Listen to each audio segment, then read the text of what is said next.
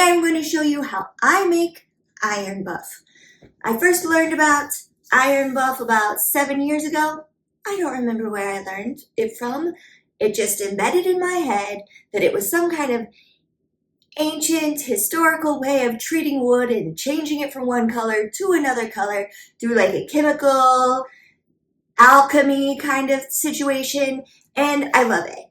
A lot of times my budget only allows for non-glamorous wood like white pine or yellow pine. It's the most accessible wood for me here financially and geographically.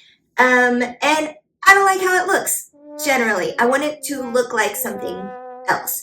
So I really enjoy iron buff for this reason. Something we'll get to later is on its own, white pine, yellow pine is low in tannins and does not particularly react to iron buff without a little nudging and encouragement. So first things first, let's make iron buff. Jar, glass jar with a lid. Lid not totally necessary, but just because if you're accident prone like me, you might not knock something into it or knock it over. So lid. Steel wool.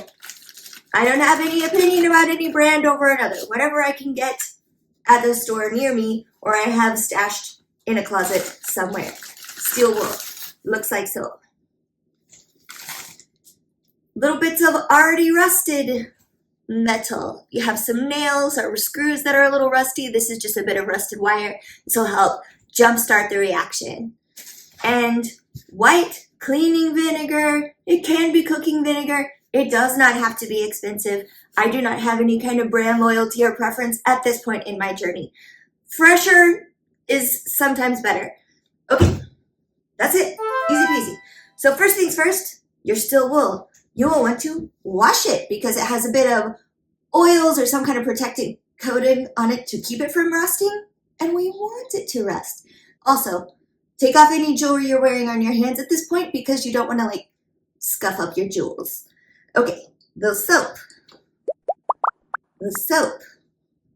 a little water. Yep. Then we just scrubby-dubby-dub. Scrub, scrub, scrub, making the bubbles. Boop, boop, boop. Bubbly, bubbly, bubbly. I'm kind of like unwrapping it a bit to make sure that I get the suds all the way inside.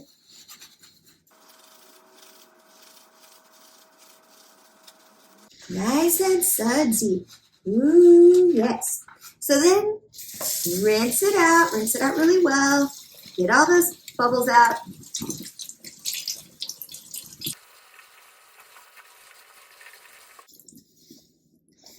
Here I'm squeezing as much of the moisture out as I can because I don't want to dilute my vinegar solution.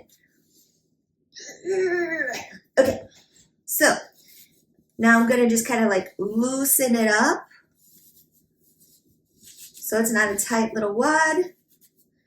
I'm going to put it in my jar. Whoop. Put my bit of rusted wire in there. This part, not mandatory, but it makes things faster. Whoop. My vinegar.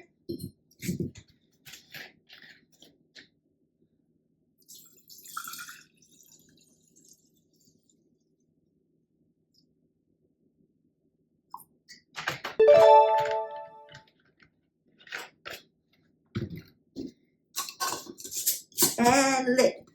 Okay, so you can see here I filled it to the shoulder of the jar, so it has a little bit of gap of air at the top. This is going to get bubbly. It's going to create some pressure inside of the jar. So every day or so, I'm going to take the lid off. This is called burping. We're going to burp our baby and just let those excess gases have a chance to escape. Put the lid back on just because I'm a klutz. This should take approximately 3 days to completely dissolve the steel wool.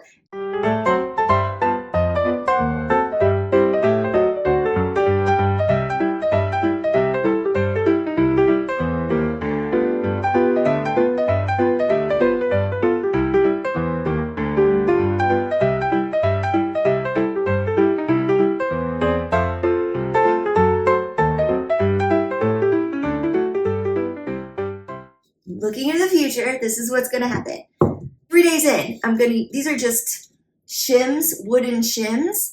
They are, again, white pine, which, if you remember me saying, the iron buff reacts to tannins in the wood. Pine doesn't have much tannins. So just naked, our control group dipped this in at 3 days, whoop, and gave it some time, and it turned this dark. It's fine. It's okay. But if I brush a little bit of black tea on the wood first, let it soak in, and then dip it, whoop, I get this color, which is, well, it's very different. It's kind of like a blue, almost like a gunmetal blue, because we have infused the wood with rust and metal. Very exciting. And then, just as an experiment, I wanted to see what would happen if I soaked the wood in brine, in salt first, to see if that gave it any effect. Maybe a sparkle, nothing much. Basically the same as doing nothing to it. In fact, it actually kind of was a barrier to having a nice reaction. So that is the basics of iron buff, how to make it, and how to test it to make sure it works. So I do this once the steel wool is completely dissolved, so I can make sure it's actually working and getting a reaction.